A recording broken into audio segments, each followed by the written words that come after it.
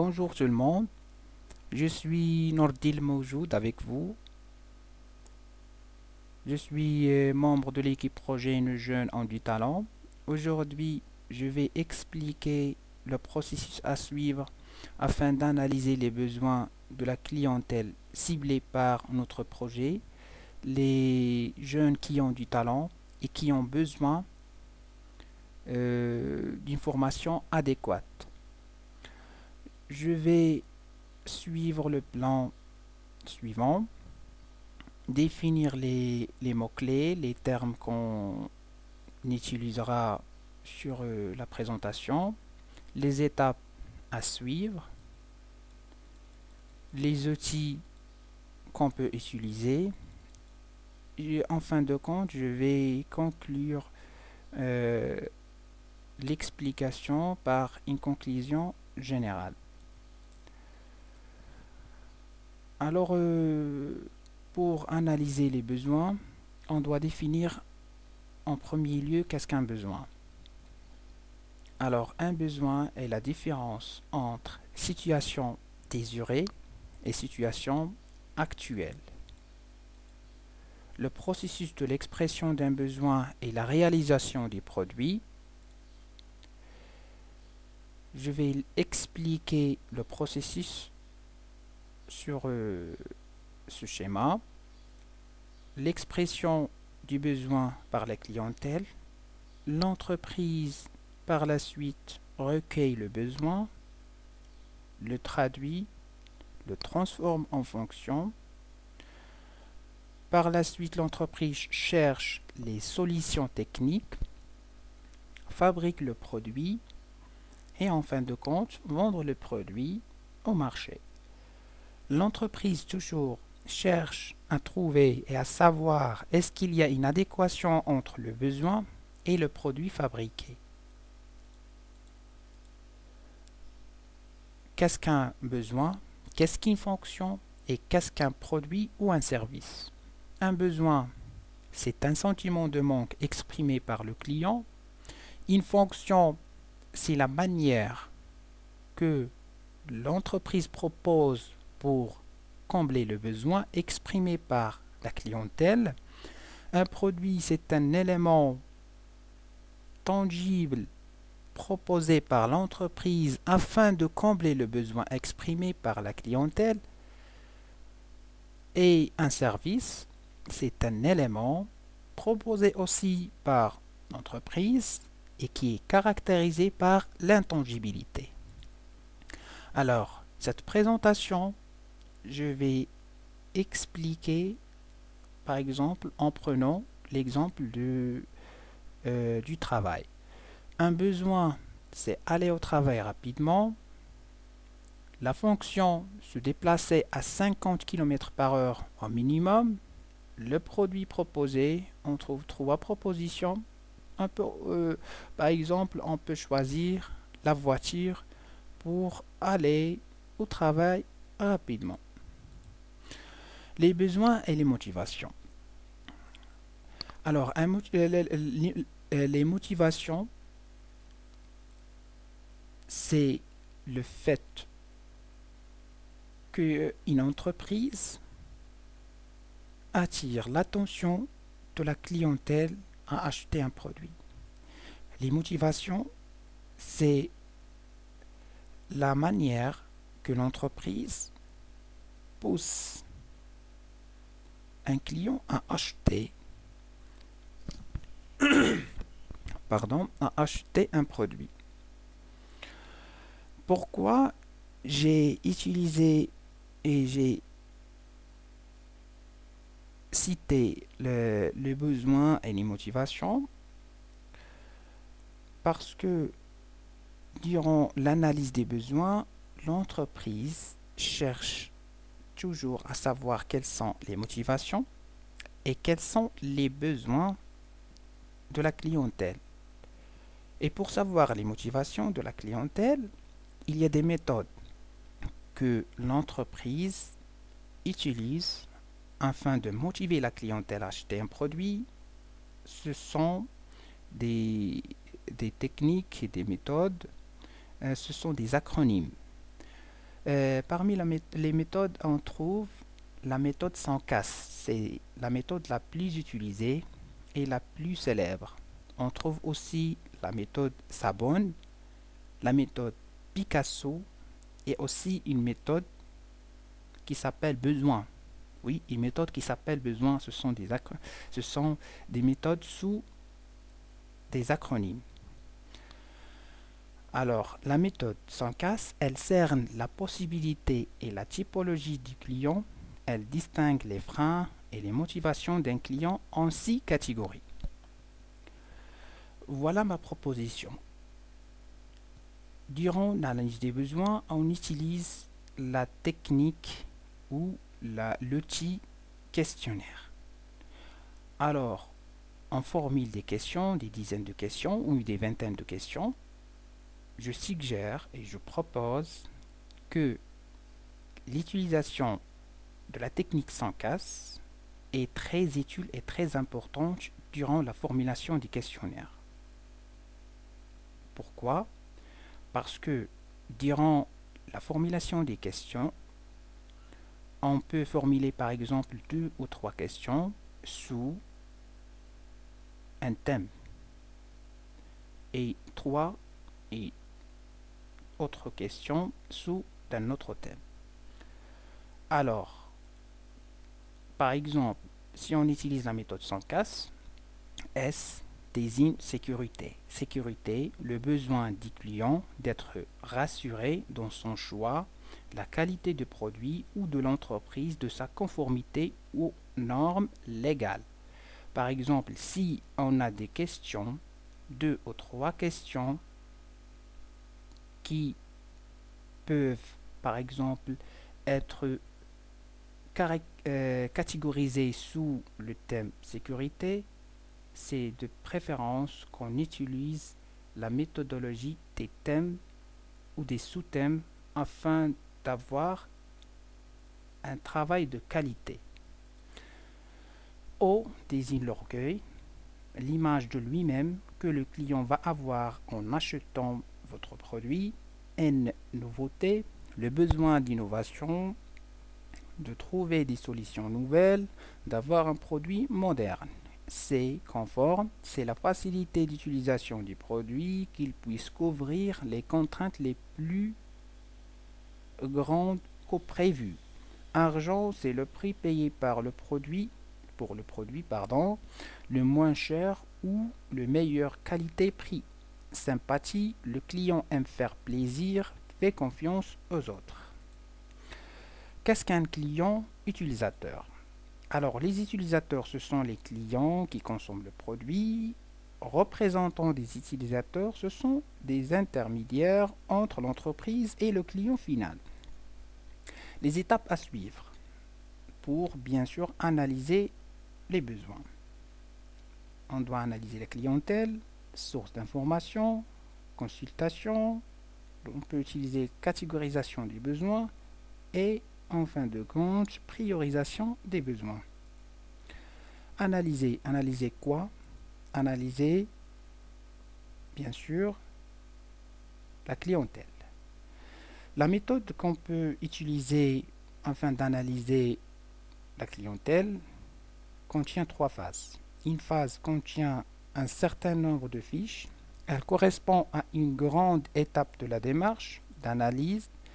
Les phases de la méthode sont analysées, recherchées et modélisées. Cette méthode est connue sous le nom ARM. Les phases de la méthode. On doit analyser l'existant. Deuxième phase, rechercher les solutions. Troisième phase, modéliser la solution. Pour analyser la clientèle, on peut, par exemple, décortiquer la clientèle en critères. Selon l'âge, selon la culture, selon l'histoire, programme d'études, intérêt, profil d'apprentissage, nombre et profil de compétences actuelles. Ces critères, comme vous constatez, concerne les besoins en formation. Inventaire des sources d'information. Bien sûr, les sources d'information dans la formation, les besoins en formation. On trouve à droite plan stratégique, études comparatives sur les bibliothèques, profil de compétences, prévision des changements à venir, opinion, études sur la clientèle.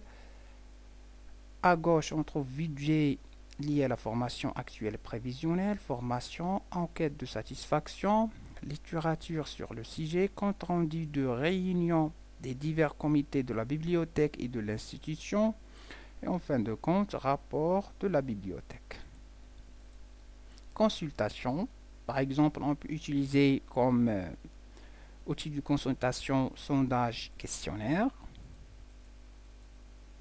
entrevue structurée et semi-structurée, en rencontre de groupe. Quels sont les résultats d'une consultation? La liste de besoins en vrac, par exemple. Respecter le droit d'auteur, évaluer la fiabilité de l'information, citer des sources électroniques, produire une carte de concept ou de mots-clés, trouver un document avec la base de données, consigner ses références, etc. Mais il faut faire attention, ne pas sous-estimer le temps de préparation de l'instrumentation de mesure. Pour catégoriser les besoins, voilà un exemple. Les besoins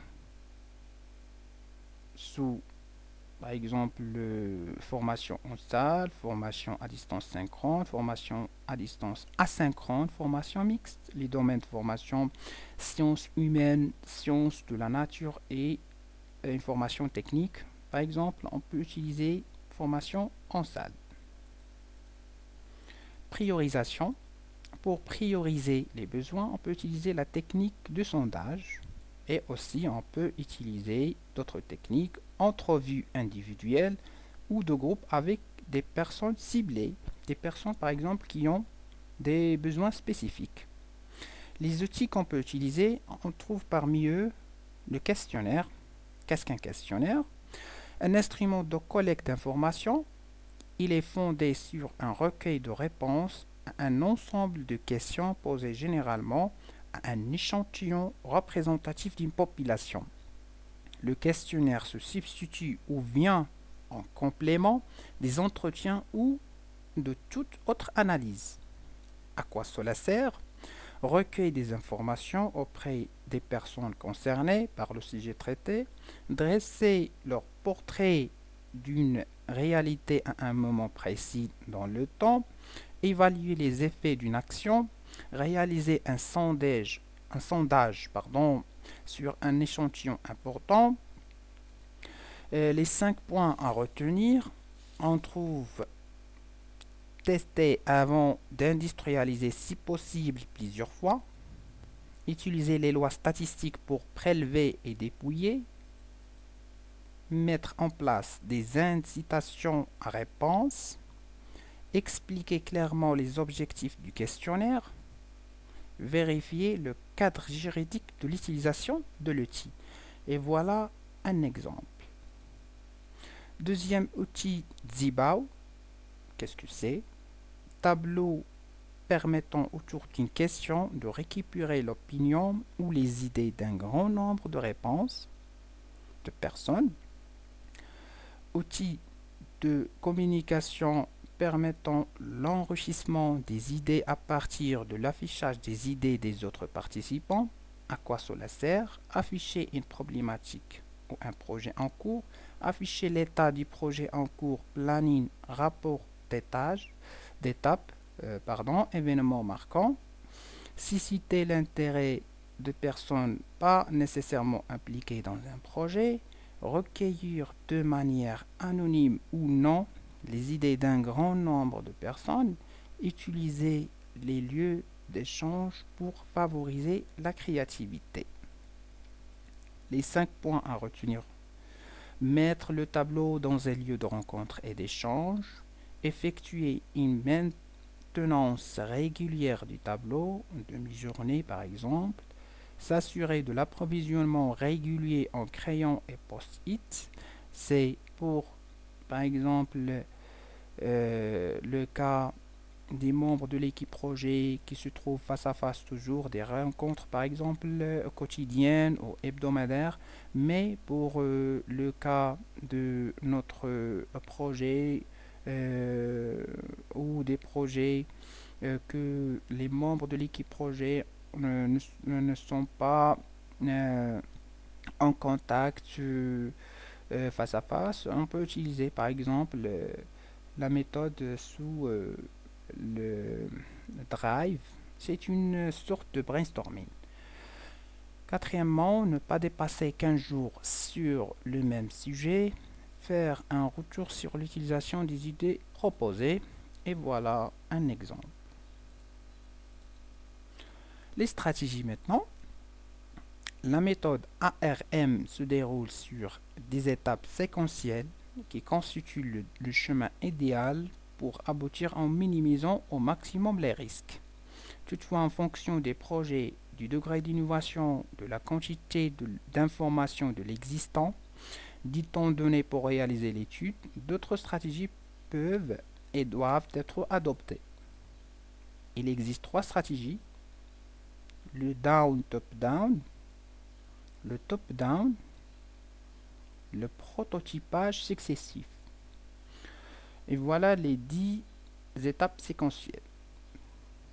On trouve en premier lieu cadrer l'étude, analyser l'existant interne, faire benchmark interne et externe, modéliser l'existant, faire valider l'existant. Sixième lieu, construire axe de solution, choisir axe de solution, modéliser solution choisie, faire valider modélisation et en fin de compte, construire document final. Pour la première stratégie, le down-top-down, c'est la stratégie la plus classique sur laquelle repose la plupart des méthodes et notamment les méthodes de résolution de problèmes. Le down-top-down permet de partir du terrain, des interviews, des observations, des analyses, des benchmarks, puis on prend le principe de l'entonnoir et on synthétise les informations récoltées pour en tirer l'essentiel et élaborer de nouvelles voies. Ces éléments permettent la prise de décision et des choix sur les orientations. Ensuite, les orientations choisies sont détaillées et recollent enfin au terrain. Cette manière de procéder colle parfaitement à la méthode ARM. Voilà une présentation graphique. On trouve dans l'axe des abscisses le temps, dans l'axe des ordonnées le concept. On part du terrain pour arriver en fin de compte au terrain. Une présentation détaillée de la stratégie down-top-down. On part toujours du terrain, suite à des réflexions, on arrive enfin à une solution sur le terrain. Le top-down, une deuxième stratégie, c'est une stratégie beaucoup plus directive. En effet, on part d'orientation, voire de pistes de solution, et on conçoit le futur produit ou service à partir de ces orientations. Cela suppose bien sûr que l'on sache vraiment vers quoi aller, que l'on soit capable de prendre des risques. Les gains attendus d'une telle stratégie sont souvent liés au temps et au coût de la phase d'étude.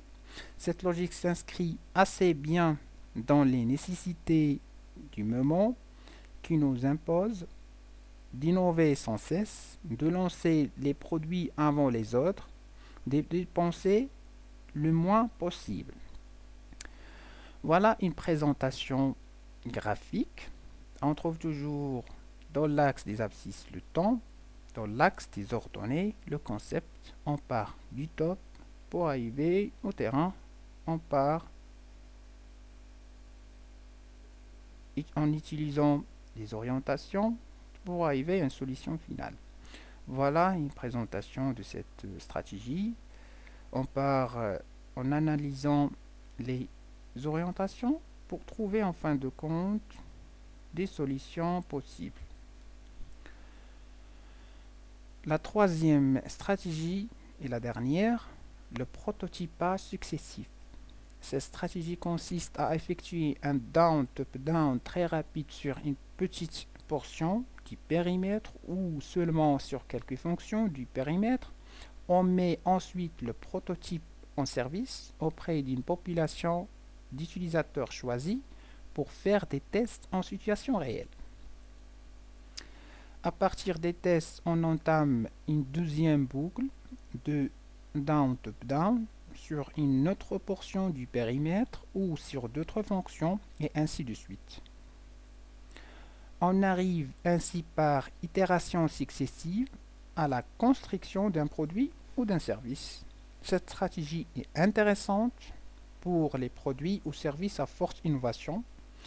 Ce type de stratégie a été notamment utilisé dans les premiers projets de sites internet ou pour la conception de produits innovants.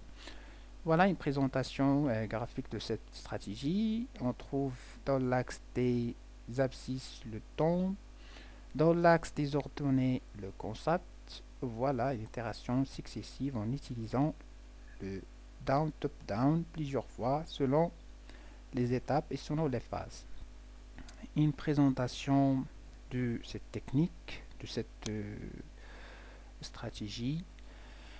Et en fin de compte, une conclusion générale, l'analyse du besoin est un travail de longue haleine. Le plus dur est de tenir la distance tout en étant exhaustif, sans oublier l'essentiel, un véritable challenge. Cette étape d'un projet constitue les fondations du reste de l'étude. On a tendance à la négliger car elle semble facile à réaliser, mais c'est le contraire, elle est difficile à réaliser, il faut se concentrer, il faut avoir donné le temps nécessaire pour la réaliser. Cependant, elle nécessite rigueur et méthode, ce qui ne rentre pas nécessairement dans le profil de toutes les personnes à qui on la confie. Je vous remercie pour votre attention. Si vous avez des suggestions, n'hésitez pas, ou des questions, n'hésitez pas à les poser. Et merci à vous. À la prochaine.